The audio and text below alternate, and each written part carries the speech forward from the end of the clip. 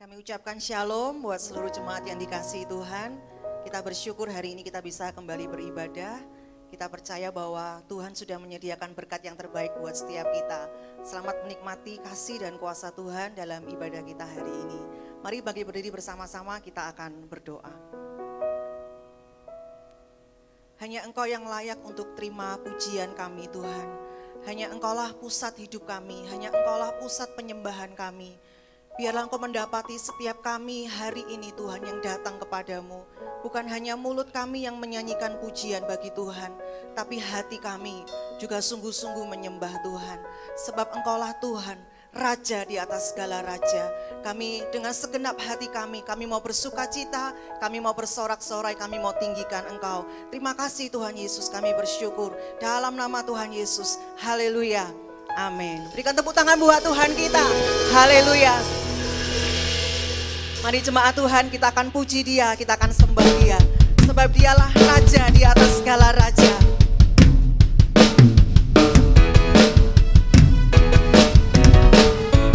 Hanya Yesus Tuhan yang layak untuk ditinggikan. Terpujilah namamu Tuhan. Terpujilah namamu Tuhan. Kuat dan penuh kemuliaan. Satu suara kami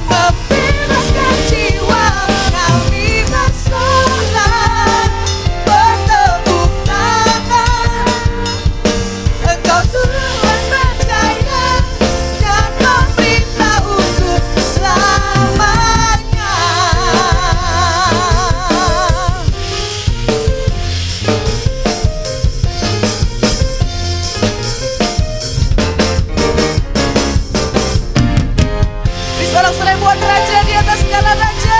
Yesus Kristus Tuhan namanya. Haleluya. Haleluya, haleluya. Haleluya. Terima kasih Tuhan. Kami bangga punya Allah seperti Engkau. Kau bukan hanya Allah yang hebat, Allah yang ajaib, Allah yang perkasa. Tapi Engkau juga Tuhan yang begitu dekat dengan kami.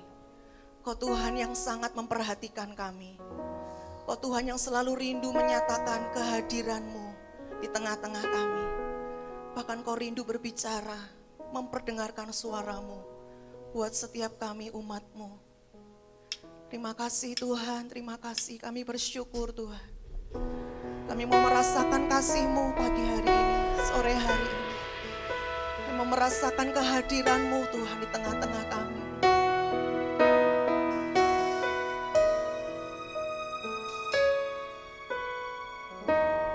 Penuhi hatiku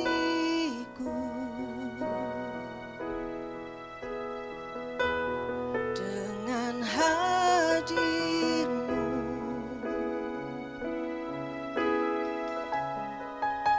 Ku rindu memandang wajah-Mu, oh Tuhan, di dalam kekudusan-Mu.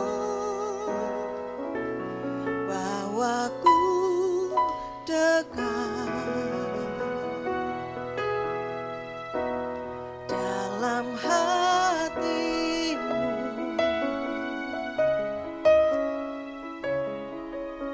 Ku rindu mendengar suara-Mu, oh Tuhan, di tempat kudus-Mu sekarang.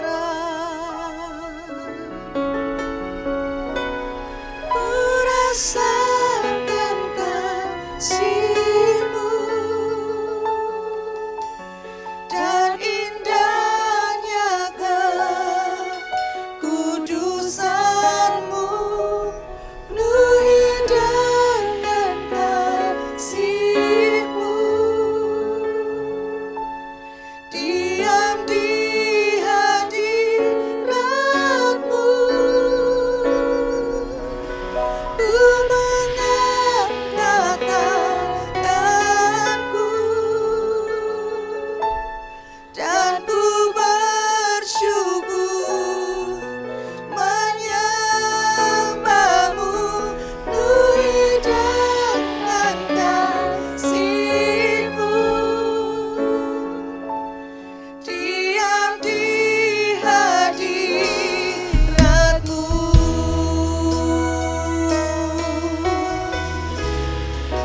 Terima kasih Tuhan. Kau penuhi hati kami. Penuhi hatiku dengan hadir-Mu.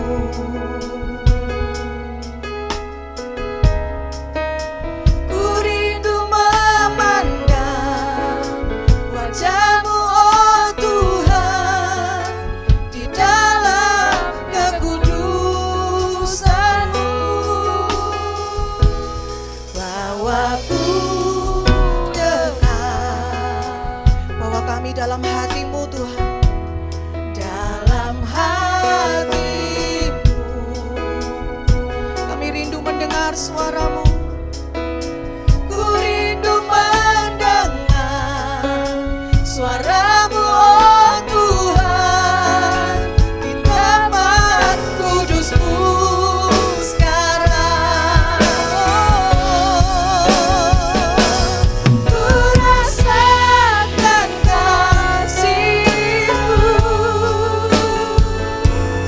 dan indahnya kekudusan-Mu.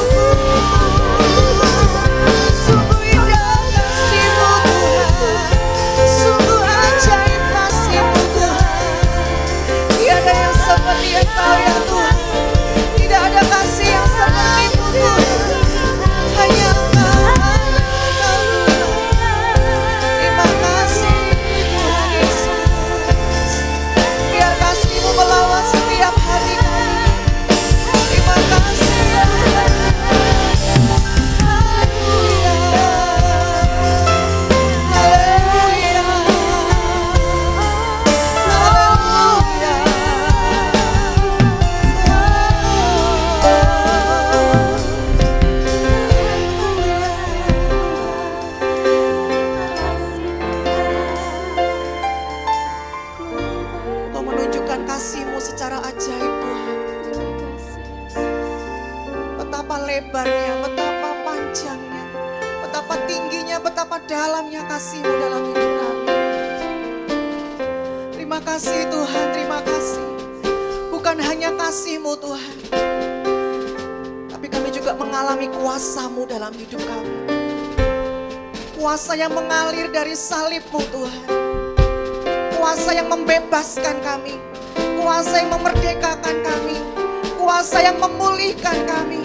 Kuasa yang menyembuhkan setiap kami. Kami akan alami hari ini ya Tuhan. Terima kasih Tuhan, hati kami terbuka untuk Engkau. Ini kami Tuhan, ini kami.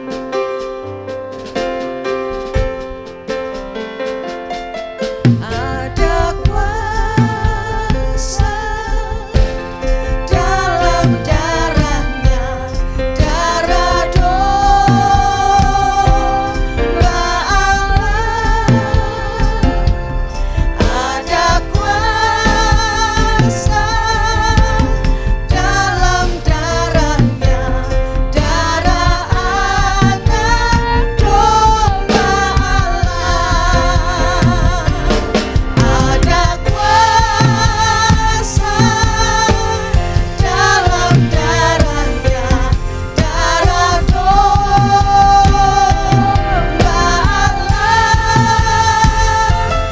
Ada kuasa dalam darahnya, darah anak domba Allah.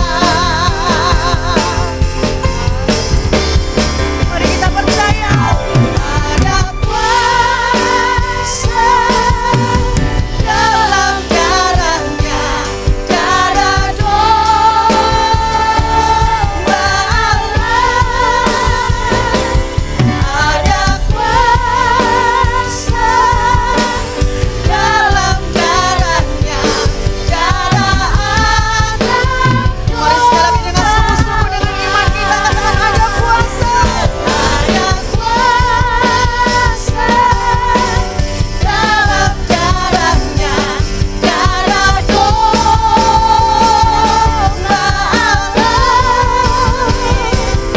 Ada kuasa dalam darahnya, darah anak domba Allah. Darah anak domba Allah. Darah anak domba Allah. Yang percaya ada kuasa bersorak-sorai buat Tuhan kita. Haleluya. Haleluya. Terima kasih Tuhan, terima kasih. Terima kasih, kami percaya ada kasih, ada kuasa di dalam nama Engkau ya Tuhan. Tuhan Yesus yang berkuasa dalam hidup kami. Terima kasih Tuhan, terima kasih buat kehadiran-Mu. Kami percaya Engkau rindu berbicara buat setiap kami anak-anak-Mu. Engkau Bapa yang selalu rindu untuk mencurahkan isi hati-Mu buat setiap kami. Hati kami terbuka Tuhan, telinga kami terbuka ya Tuhan. Mari lembutkan setiap hati kami, untuk hati kami siap Tuhan menjadi tanah yang subur untuk Kau tanami benih firman Tuhan. Urapi hamba-Mu yang akan menyampaikan isi hati-Mu Tuhan. Kami bersyukur di dalam nama Tuhan Yesus. Haleluya. Amin. Shalom Bapak Ibu. Iya, 2 minggu lalu kita belajar tentang Kristen lahir baru. Orang Kristen lahir baru adalah orang-orang yang sungguh-sungguh telah mengalami pembaharuan di dalam roh mereka. Kemudian mereka menerima tabiat dan sifat yang baru dari Tuhan. Nah, kemudian minggu lalu kita belajar bahwa ketika kita mengalami kelahiran baru, kita punya gairah, kita punya semangat untuk terus belajar firman Tuhan. Nah, persoalannya adalah minggu lalu kita belajar, ada banyak kali kita temukan dalam diri kita. Kita tahu kebenaran, tapi kita ini acap kali, sulit sekali mengeksekusi kebenaran itu dalam bentuk ketaatan dalam tindakan. Sehingga terjadilah yang namanya konflik batin. di dalam diri kita. Nah, hari ini Bapak Ibu saya ingin terus melanjutkan ini menjadi sebuah pembelajaran buat kita. Nah, kita tahu bahwa konflik batin itu adalah terjadinya dua keinginan yang bertentangan di dalam jiwa kita.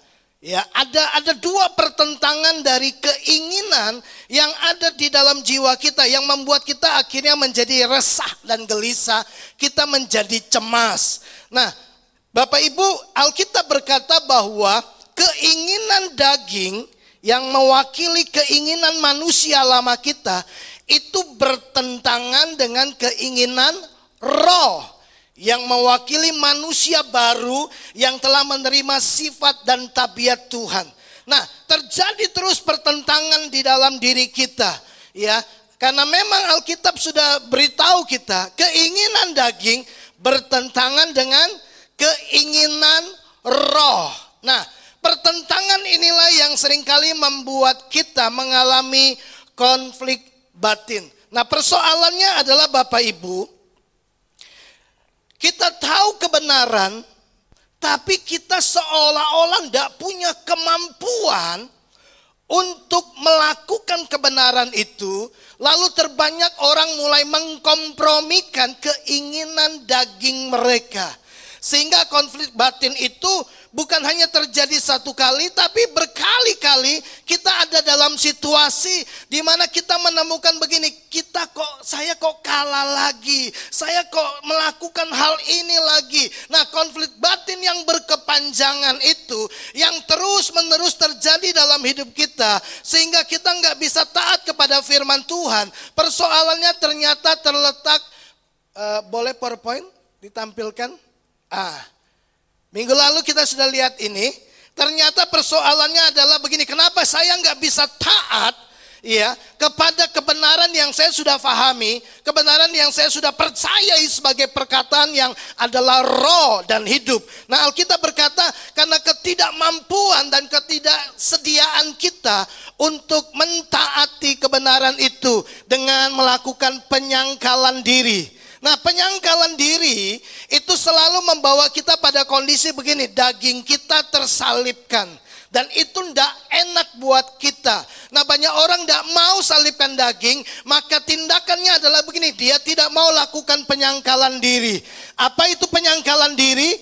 Keputusan di area kehendak. Di dalam jiwa kita. Untuk apa? Untuk kita mengikuti keinginan Tuhan Yesus yang berdiam di dalam diri kita, yang kita akui dia sebagai Tuhan, Kurios, Tuhan yang harusnya kita taati. Ya, kita tidak mau menyangkali diri. Kenapa? Sakit buat daging kita. Kenapa? Karena memang keinginan daging bertentangan dengan keinginan roh. Nah, Yesus berkata di dalam Lukas 9 ayat 23, katanya kepada mereka, setiap orang yang mau mengikut aku, yang mau ikut aku, yang mau bersama dengan aku, yang mau bertumbuh dalam keserupaan dengan aku, tidak ada cara lain. Tuhan berkata harus menyangkal diri dan pikul salib setiap hari. Supaya apa? Karakter Kristus bertumbuh di dalam diri kita pada waktu kita mentaati kebenaran.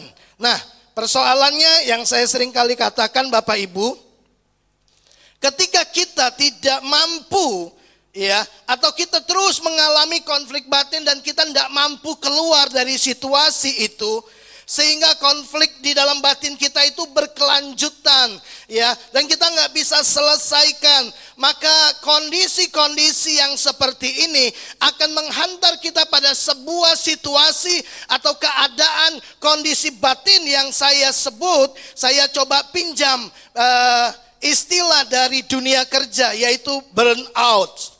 Apa itu burnout? Alkitab dituliskan menurut Pimes and Aronson. Dia berkata begini, burnout itu adalah kelelahan secara fisik, emosional, dan mental yang disebabkan keterlibatan jangka panjang dalam situasi yang penuh tuntutan. Ya, Kelelahan secara fisik, secara mental, secara emosional. Karena apa? Karena kita dalam sebuah kondisi yang penuh dengan tuntutan dan itu berlangsung cukup lama sehingga kita menjadi dan mengalami sebuah kejenuhan yang memuncak yang membawa kita pada keputusasaan. Ada yang hari-hari ini mengalami situasi yang seperti ini? Ya, kelelahan dan kejenuhan ini dipicu oleh ekspektasi dan realita ya yang kita jumpai ternyata tidak berjalan seperti yang kita mau. Baik itu di dalam pekerjaan, kita sudah coba berjuang, kita sudah lakukan ini, lakukan itu, lakukan berbagai macam cara, tapi kita tidak lihat hasilnya, kita tidak lihat kemajuan, dan akhirnya pada kondisi yang berlangsung lama ini kita mulai pada satu titik, kita mulai mau menyerah. Situasi di rumah, pasangan yang tidak berubah-berubah, ya, tiap hari ketemu ngomel terus, tiap hari pulang kerja mengeluh soal pekerjaan, soal teman bekerja, soal pimpinan, bahkan mungkin soal pelanggan dan lain sebagainya. Isinya mengeluh. Ada dalam tuntutan yang menekan dia, tapi saya kan harus tetap kerja. Kalau saya tidak kerja, bagaimana keluarga saya? Jadi di satu sisi dia harus terus melanjutkannya, tapi sebenarnya dia sudah sampai pada kejenuhan yang sangat memuncak. Kelelahan secara fisik, secara mental, secara emosional itu berlangsung dalam kehidupannya. Ekonomi yang tidak berujung dengan hal-hal yang baik, tidak berkunjung membaik, udah lakukan berbagai cara, ikut seminar bagaimana membangun ekonomi yang baik. Kita sudah coba berbagai cara, tapi kita tidak melihat hasilnya. Kita tidak melihat ada perubahan. Ditambah lagi kita lihat orang yang mengerjakan hal yang sama, bisnis yang sama, ya. Lalu kita lihat gini, loh kok dia punya hasil? Ya, kita terlibat dalam pelayanan melakukan banyak hal, ya. Tapi kita lihat sementara rekan pelayanan kita, dia terlibat dalam pelayanan dan hidupnya diberkati, rumah tangga harmonis, ya, usaha maju. Bahkan pelayanan 5 tahun dia lagi, sudah punya mobil, aku belum. Dan itu kadang-kadang juga memicu sebuah kondisi yang membuat kita mengalami kejenuhan. Nah, Bapak Ibu, penyakit yang menaun itu juga bisa membuat kita mengalami kelelahan secara fisik, mental, dan emosional. Karena itu jangka panjang, sudah berobat, ganti dokter, ganti ini, tidak ada kemajuan, tidak ada hasil. Lalu kita mengalami yang namanya burnout. Sebuah kelelahan ya yang berkepanjangan yang membuat kita capek secara fisik, mental, dan emosional. Tapi kita tetap harus lanjut karena kita ada dalam tuntutan untuk terus melanjutkan kehidupan kita dalam keluarga. Ya, saya harus terus pertahankanlah demi anak-anak. Padahal hubungan lagi sedang tidak baik, tapi demi anak-anak, ya sudahlah. Terimalah nasib saya. Memang sudah saya mungkin salah pilih dan berbagai macam alasan kita buat. Bapak Ibu, yang saya mau tunjukkan kepada Bapak Ibu adalah begini. Kelelahan secara fisik, emosional, dan mental yang berkepanjangan akan menyebabkan apa? Kekeringan, kerohanian menjadi kering. Spiritual kita tekor. Kalau lihat gambar ini baterainya cuma tinggal 1%. Mau dilanjutkan sudah tidak ada kekuatan. Mau dipertahankan sudah tidak berdaya lagi. Kita mengalami kekeringan secara spiritual. Orang yang sakit berkepanjangan udah naikkan doa berkali-kali, udah puasa, udah lakukan berbagai cara, tapi tidak sembuh-sembuh. Ya, muncul keraguan, muncul iman mulai digoyangkan, spiritual mulai menjadi kering. Kelelahan yang panjang itu pasti membuat kita mengalami yang namanya spiritual yang kering atau kerohanian yang kering. Bapak Ibu, saya terkejut ketika saya membaca kisah Elia. Waktu kata ini muncul dalam perenungan saya, kira-kira itu hari Selasa yang lalu malam-malam, saya lagi mempersiapkan Tuhan, hari Minggu nanti mau bicara apa. Dalam rancangan saya, dalam keinginan saya mau bicara tentang disiplin rohani. Supaya kita menjadi orang yang kuat setelah kita mengalami pembaharuan-pembaharuan. Tapi tiba-tiba Roh Kudus kasih saya kata ini burnout. Nah, saya percaya Tuhan itu paling tahu kondisi kita. Nah, lalu kemudian saya diingatkan kisah tentang Elia. Di dalam 1 Raja-Raja 19, Bapak Ibu, kita temukan Elia dalam satu situasi, dalam satu tekanan di mana dia mulai mengalami sebuah kelelahan secara fisik, mental dan emosional. Ya, spiritualnya tiba-tiba ngedrop. Padahal di pasal 18 dia baru melakukan mujizat yang spektakuler, menurunkan api dari surga, membakar korban bakaran, membunuh 450 nabi-nabi Baal, pelayanan yang sukses. Lalu kemudian dia mendapat ancaman dari Isabel. Ya. Nah, coba kita lihat ayatnya yang ketiga dan yang keempat. Mengejutkan sekali. Bapak Ibu, Alkitab berkata, maka takutlah ia. Ya. Maka takutlah ia. Kenapa? Karena ancaman daripada Isabel. Ya. Lalu bangkit dan pergi menyelamatkan nyawanya. Ketakutan yang luar biasa sampai-sampai dia harus lari. Padahal sebelumnya dia lakukan mujizat yang hebat. Dan setelah sampai ke Beersheba yang termasuk wilayah Yehuda, ia meninggalkan bujangnya di sana. Ayat 4, tetapi ia sendiri masuk ke padang gurun sehari perjalanan jauhnya. Lalu duduk di bawah sebuah pohon arar. Lalu dikatakan, kemudian ia ingin mati. Katanya, cukuplah itu. Sekarang ya Tuhan, ambillah nyawaku. Sebab aku ini tidak lebih baik daripada nenek moyangku. Bapak Ibu lihat, Elia nabi besar tiba-tiba mengalami keputusasaan yang sangat berat. Lalu dia berkata begini, cukuplah Tuhan, sudah nggak usah dilanjutkan lagi, sekarang ambil nyawaku. Wow, itu luar biasa. Mari kita lihat ayat yang ke-9 dan 10. Kenapa sampai dia berkata gini, cukup sudah Tuhan, udah nggak usah dilanjutkan, ambil nyawaku. Ya. Kita lihat di ayat 9, di sana masuklah ia ke dalam sebuah gua dan bermalam di situ, maka firman Tuhan datang kepadanya demikian. Apakah kerjamu di sini, hai Elia? Jawabnya, perhatikan ini. Jawabnya, aku bekerja segiat-giatnya. Aku bekerja, aku melakukan banyak hal.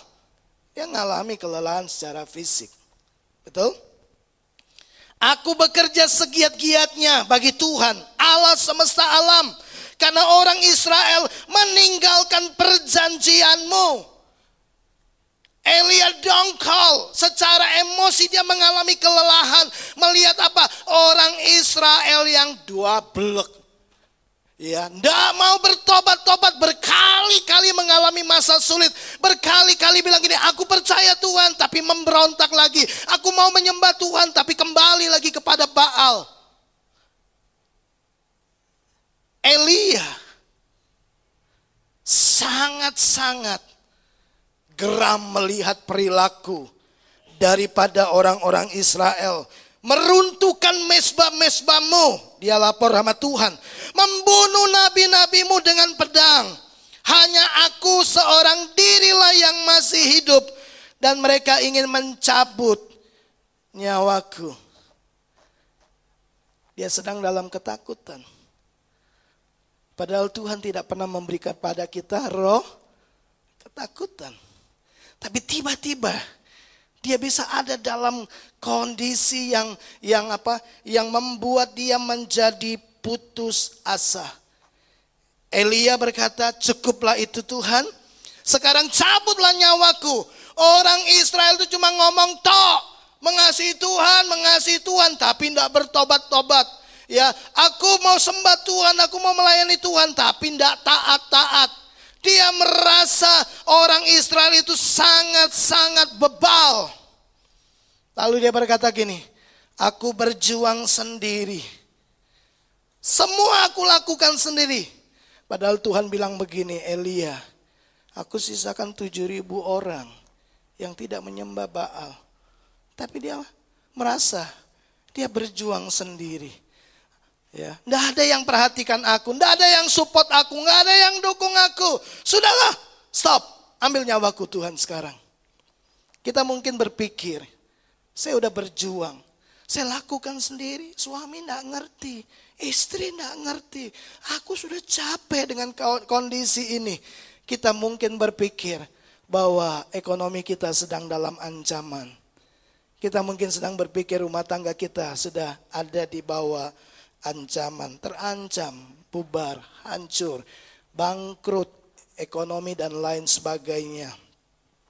Nah Bapak Ibu, lalu bagaimana kita menyikapi, bagaimana kita menghadapi kondisi burnout yang membuat kerohanian kita ini menjadi kering. Saya mau bagikan 2 hal saja buat Bapak Ibu Saudara.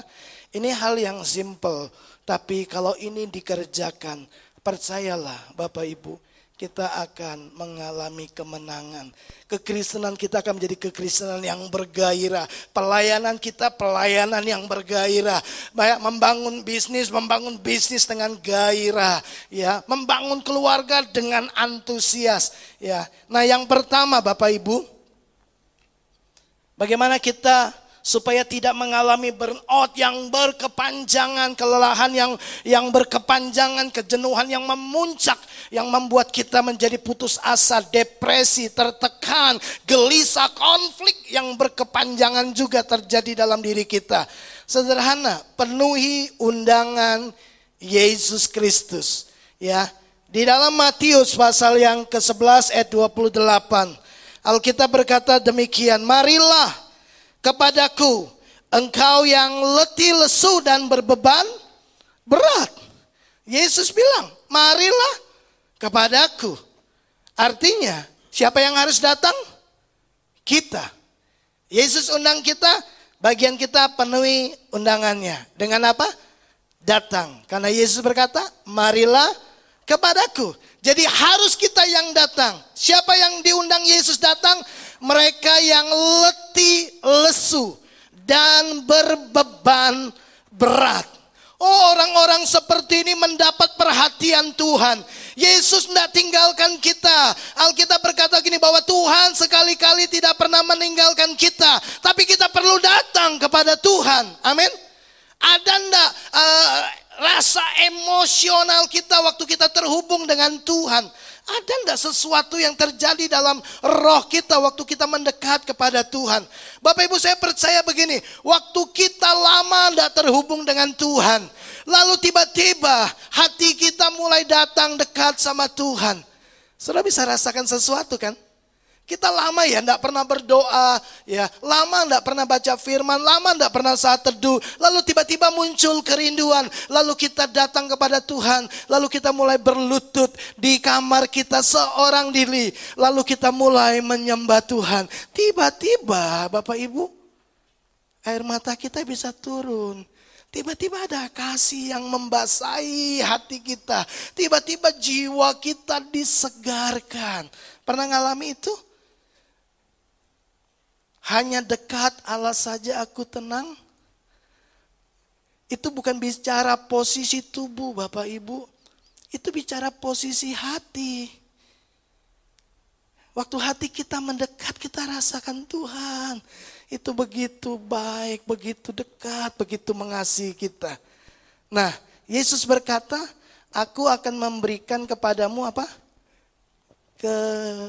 Kelegaan. Waktu kita datang, ada kelegaan. Betul? Tapi masalah tetap ada. Ya. Tapi waktu kita datang kepada Tuhan, saudara akan menemukan yang saya sebut ini. Yohanes 1 ayat yang ke-17. Ini bagian B. Bagian A-nya berkata begini. Hukum Taurat itu datang dari Musa. Tapi kasih karunia dan kebenaran datang dari Yesus Kristus. Waktu kita datang kepada Yesus Kristus, kita mendapat kelegaan. Tidak cuma itu.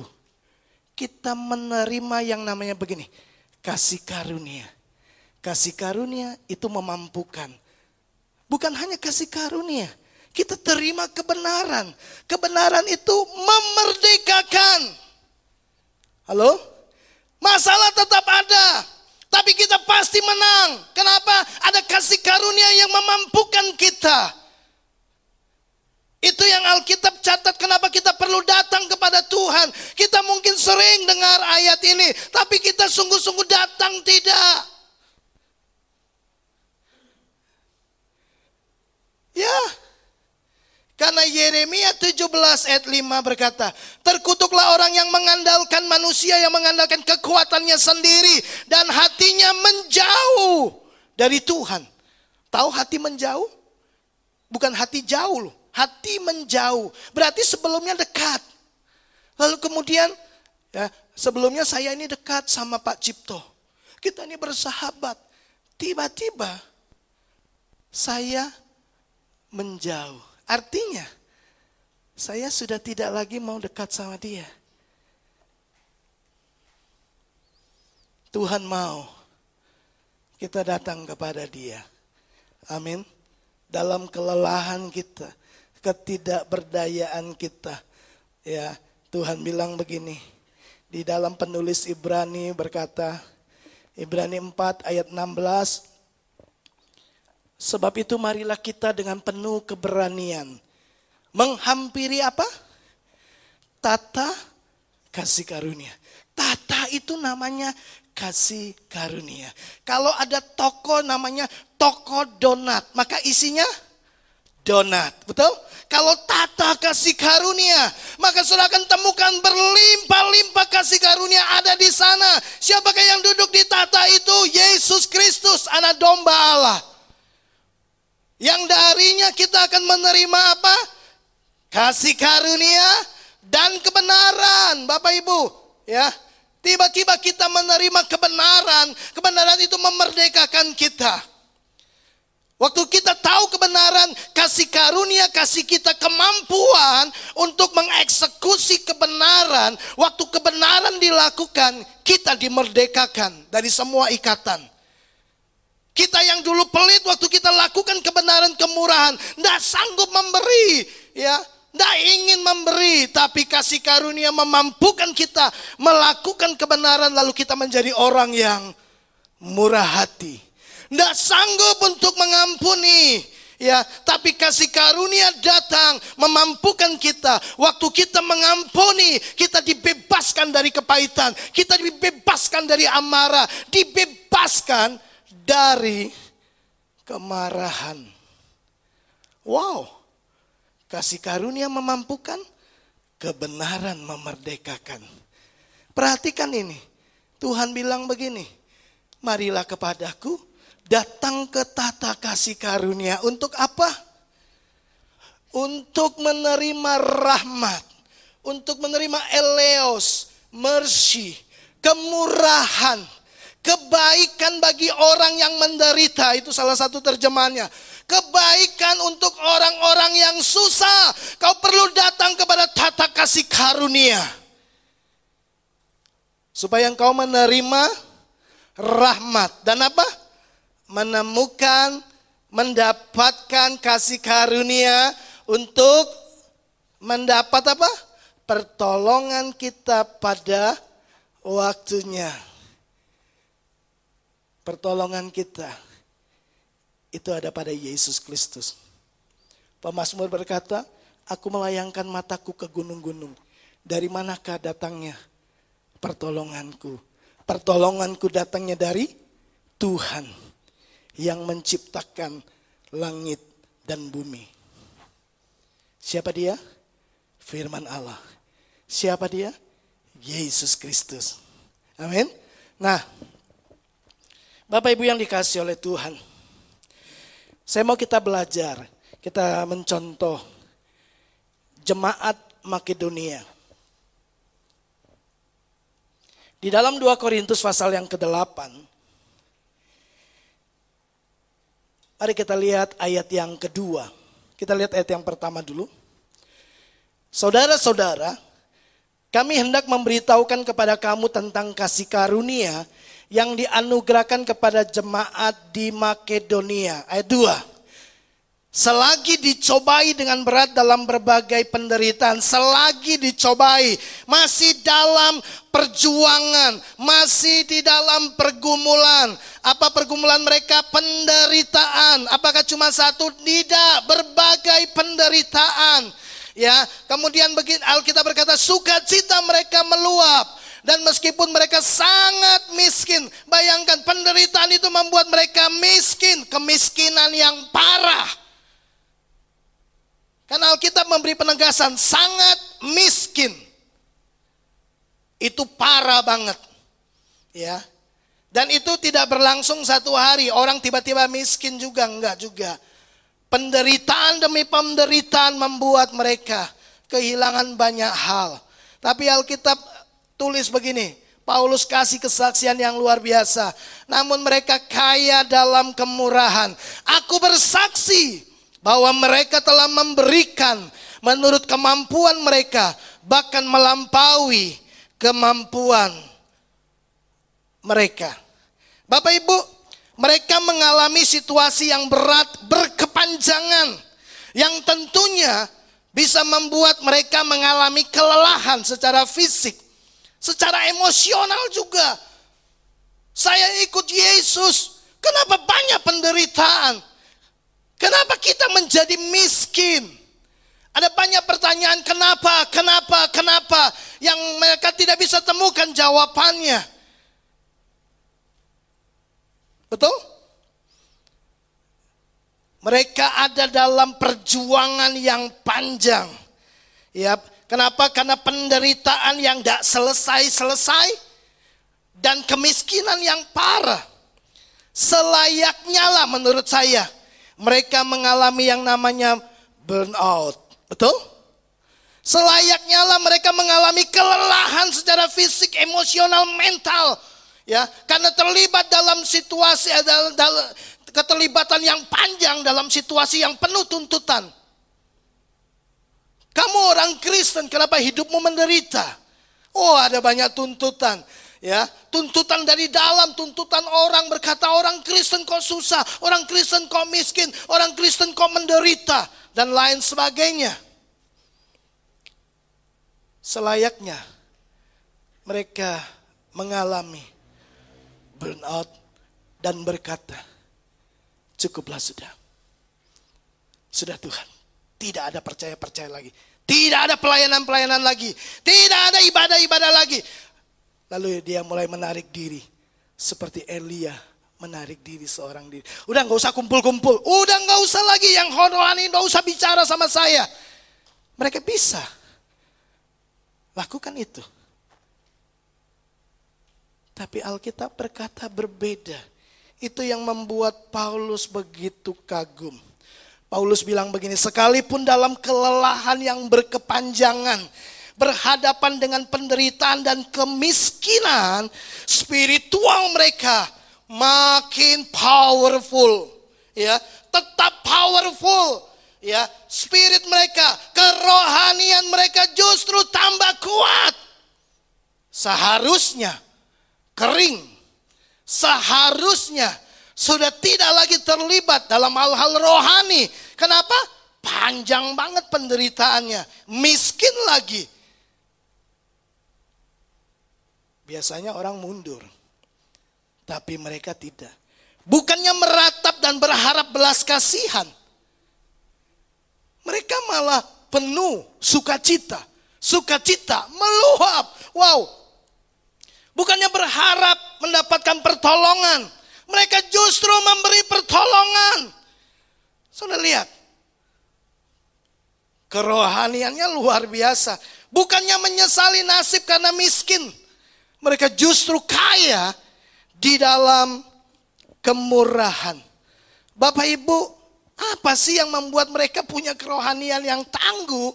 Ya, sementara seharusnya mereka mengalami kejenuhan dalam hidup kekristenan, tapi justru mereka punya spiritual yang excellent, tangguh, kuat, tidak tergoncangkan, dibombardir oleh masalah, dibombardir oleh penderitaan, mereka tetap kuat.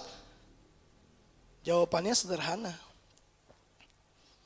Bapak Ibu, perhatikan ini, Paulus bilang gini, aku mau cerita tentang apa?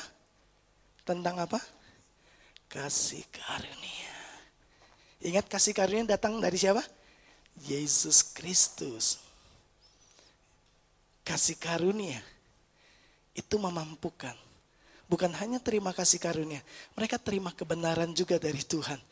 Makanya begini, mereka minta di ayat yang keempat. Dengan kerelaan sendiri. Kerelaan sendiri. Kenapa? Karena mereka tahu kebenaran. Terlebih berkat memberi daripada menerima. Mereka tahu kebenaran. Dan mereka sangkal diri. Pikul salib dan berkata gini. Kami mau memberi. Kamu miskin. Kamu butuh. Tidak apa-apa. Alkitab berkata dengan kerelaan mereka sendiri. Mereka meminta dan apa? Mendesak. Apa tujuan mereka? Simple. Supaya mereka juga beroleh apa? Apa yang mereka kejar? Mereka datang kepada siapa? Apa yang mereka ingin dapatkan? Kasih karunia. Bapak Ibu, kasih karunia. Kenapa mereka kuat? Mereka beroleh kasih karunia. Kasih karunia memampukan mereka untuk mentaati kebenaran. Apa kebenaran yang mereka dapati? Baca kalimat selanjutnya. Untuk mengambil bagian dalam pelayanan kepada orang-orang kudus. Apa yang mereka lakukan? Baca seterusnya gini. Mereka memberi kepada janda-janda miskin di Yerusalem. Orang yang sangat miskin memberi kepada janda miskin di Yerusalem. Kasih karunia, kasih mereka kemampuan untuk melakukan kebenaran yang memerdekakan kita. Saya percaya seperti Ibrani 4 ayat 16, mereka akan mendapat pertolongan tepat pada waktunya. Bapak Ibu yang dikasihi oleh Tuhan, spiritual yang tangguh datang dari kasih karunia oleh Yesus Kristus. Perhatikan ini. Kasih karunia mengalir secara kuat ketika Anda tidak hidup untuk dirimu sendiri. Orang Kristen semua ingin menyenangkan hati Tuhan. Setuju? Kita nyanyikan lagu itu kan? Menyenangkanmu, senangkanmu. Hanya itu berarti cuma satu. Hanya itu kerinduanku. Tahu enggak? Menyenangkan hati Tuhan itu motivasi hati. Tapi objeknya tetap manusia. Halo? Makanya 2 minggu lalu kita belajar kan, bahwa orang yang lahir dari Allah mengasihi juga dia yang dilahirkan oleh Allah. Mengasihi Allah, mengasihi sesama. Seperti Yesus mengasihi. Jadi menyenangkan hati Tuhan, mengasihi Tuhan dengan cara mengasihi sesama. Mereka tahu kebenaran itu. Makanya mereka mendesak supaya kami beroleh kasih karunia. Bapak Ibu datang kepada Yesus, Yesus akan memberi kepada kita kelegaan. Kok lega? Kenapa? Terima kemampuan untuk melakukan kebenaran. Kebenaran itu akan memerdekakan kita. Yang kedua Bapak Ibu. Yang kedua, bagaimana supaya kita keluar dari situasi burnout yang membuat kerohanian kita itu menjadi tekor, menjadi kering. Ya, 1 Raja-Raja pasal 9 ayat yang 19 ayat 9. Tuhan tuh datang kepada Elia dan berkata begini, Elia, apa kerjamu di sini? Tahu Elia? Dia berkata, aku seorang diri. Aku dalam ancaman. Dia sedang merenungi nasibnya. Dia sedang meratapi kesendiriannya. Ya, Bapak Ibu, dia lari dari ketakutan, dia merenungi kedegilan hati umat Tuhan yang tidak mau bertobat. Dia sedang merenungi apa yang sedang dia hadapi. Bapak Ibu yang dikasihi oleh Tuhan, salah merenung, serahkan salah dalam kehidupan. Terbanyak di antara kita ini perenungan kita suka fokus pada hasil. Ya. Kita seringkali fokus pada ini, perubahan orang-orang dan situasi. Betul? Coba cek upaya-upaya kita. Coba cek doa-doa kita. Kita ingin terjadinya perubahan pada situasi, kondisi, dan apa yang keadaan yang sedang kita alami. Kita ingin terjadi perubahan.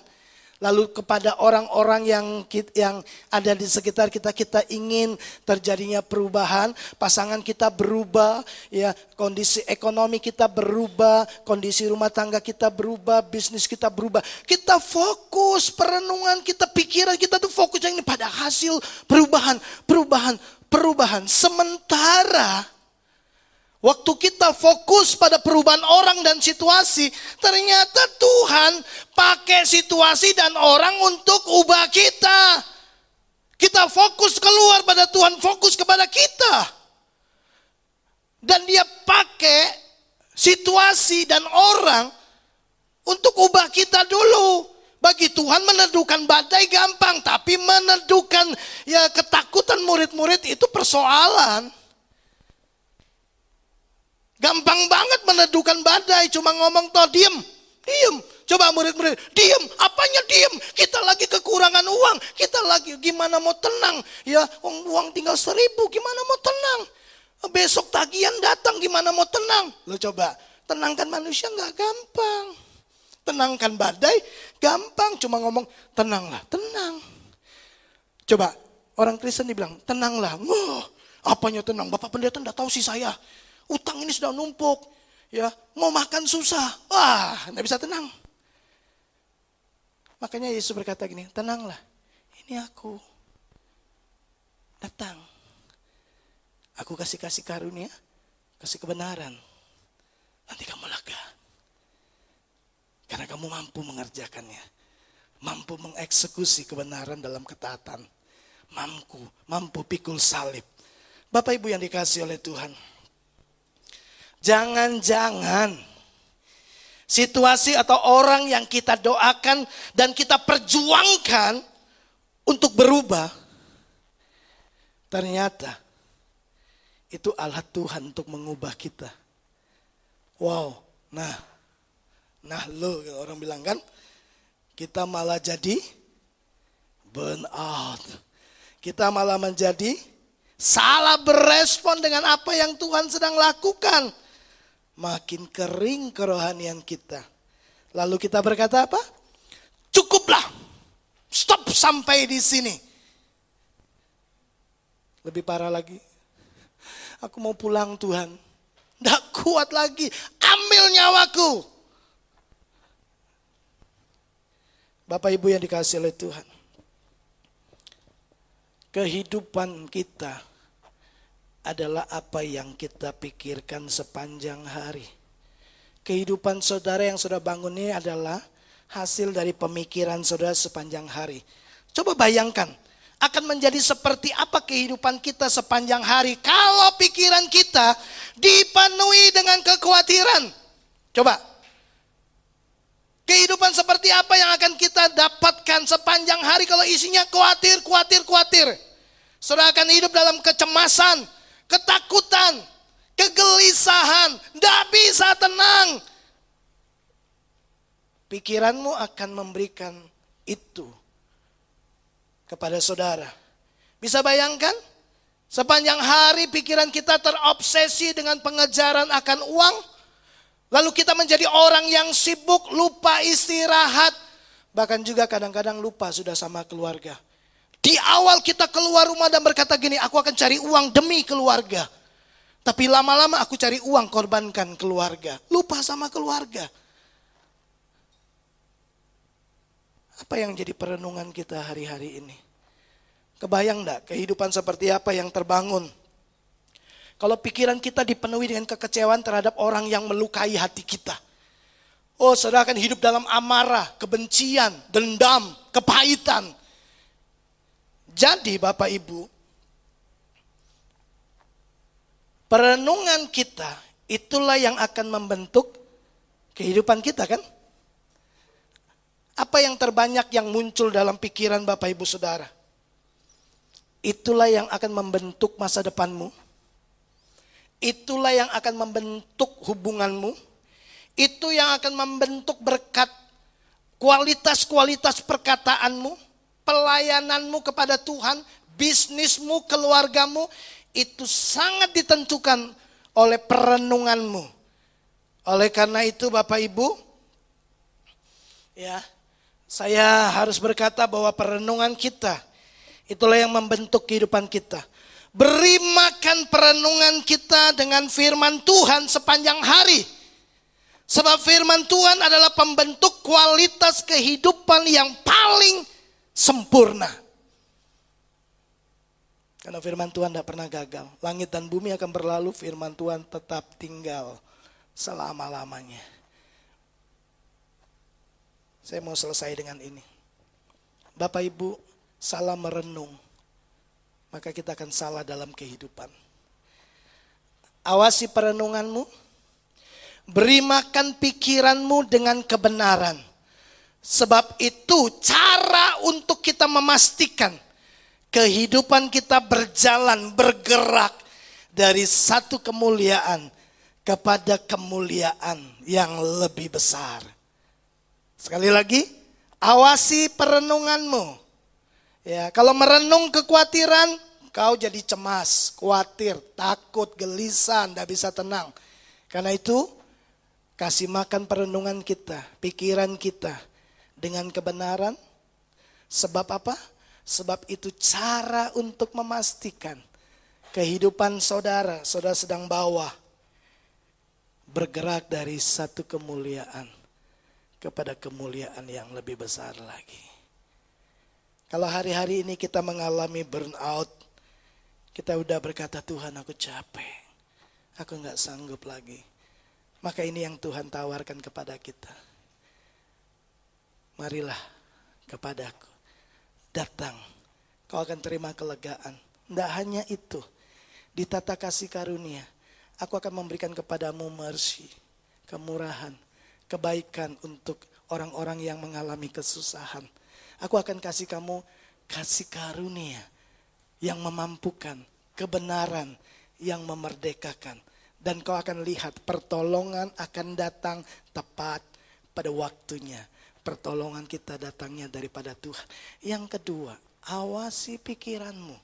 Jangan fokus pada hasilnya. Ya, sementara Tuhan fokus pada perubahan kita, kita sibukkan diri kita untuk mengubah orang lain, mengubah situasi, ubah ini, ubah itu, ubah.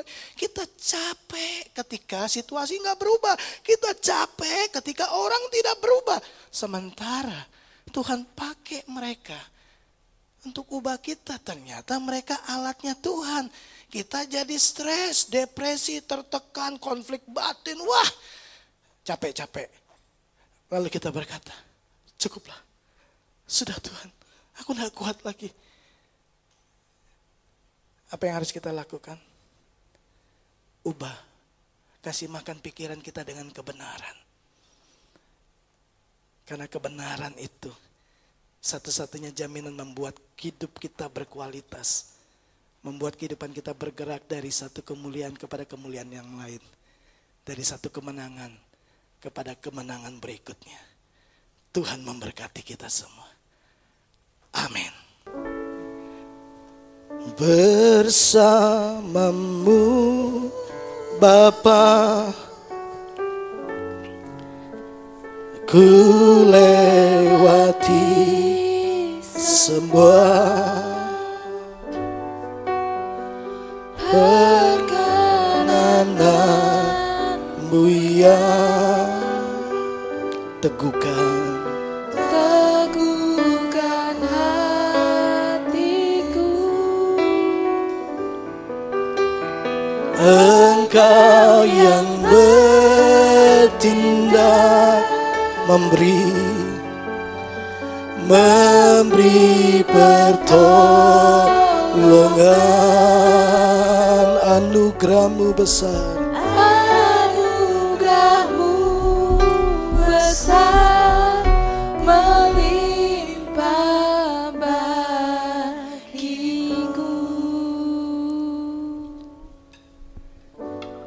Mari sekali lagi kita berdoa.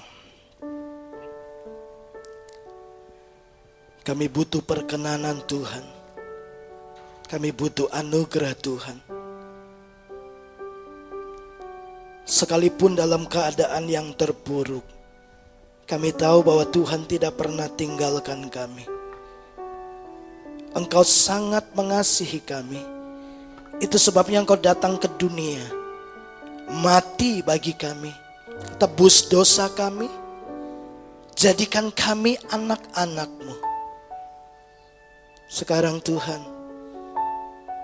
kami mau datang secara pribadi dengan Tuhan. Kami mau ada hubungan yang erat, intim, dalam dengan Tuhan. Tiliklah hati kami. Ampuni kegagalan-kegagalan kami dalam ketidaktaatan kami melakukan kebenaran. Supaya hari ini kami boleh masuk dalam persekutuan yang erat, di dalam persekutuan dengan tubuh dan darah-Mu lewat perjamuan kudus ini. Berkati roti dan anggur yang melambangkan tubuh dan darah-Mu, supaya lewat perjamuan kudus ini kami manunggal.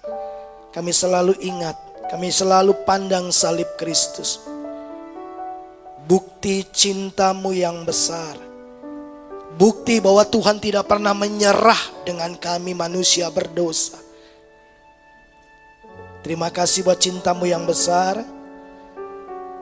karena Engkau menerima kami, Engkau mengasihi kami. Berkati hamba-hamba-Mu yang akan melayani dalam perjamuan kudus. Pelayanan mereka menyenangkan hati Tuhan. Kami siap terima perjamuan kudus-Mu. Demi nama Yesus kami berdoa. Amin. Mari kita angkat roti di tangan kanan kita lebih tinggi dari kepala kita dan dengarkanlah firman Tuhan. Sebab apa yang telah kuteruskan kepadamu, telah aku terima dari Tuhan, yaitu bahwa Tuhan Yesus pada malam waktu Ia diserahkan, mengambil roti dan sesudah itu Ia mengucap syukur atasnya. Ia memecah-mecahkannya dan berkata, inilah tubuhku yang diserahkan bagi kamu. Perbuatlah ini menjadi peringatan akan aku. Bukankah roti yang di tangan kanan kita, yang atasnya kita ucapkan syukur, adalah persekutuan dengan tubuh Kristus? Amin. Mari kita makan bersama-sama dalam nama Yesus.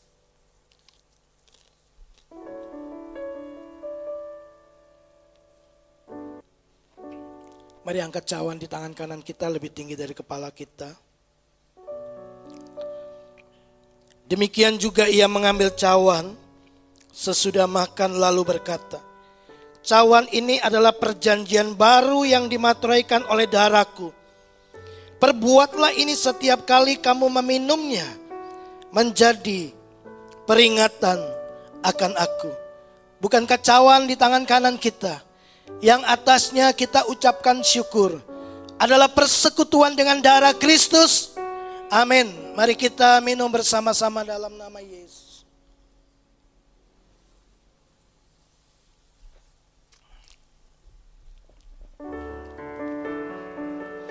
Mari ambil waktu beberapa saat, naikkan ucapan syukur.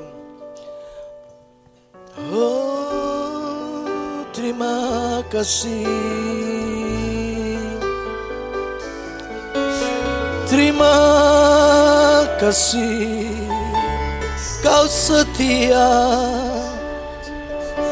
Terima kasih Tuhan, tak pernah Kau tinggalkan kami.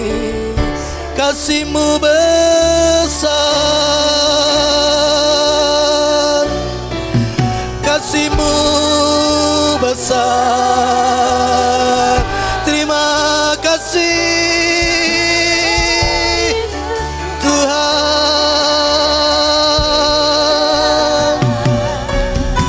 darah-Mu menyucikan, darah-Mu membenarkan. Terima kasih, terima kasih. Kami bersyukur Tuhan.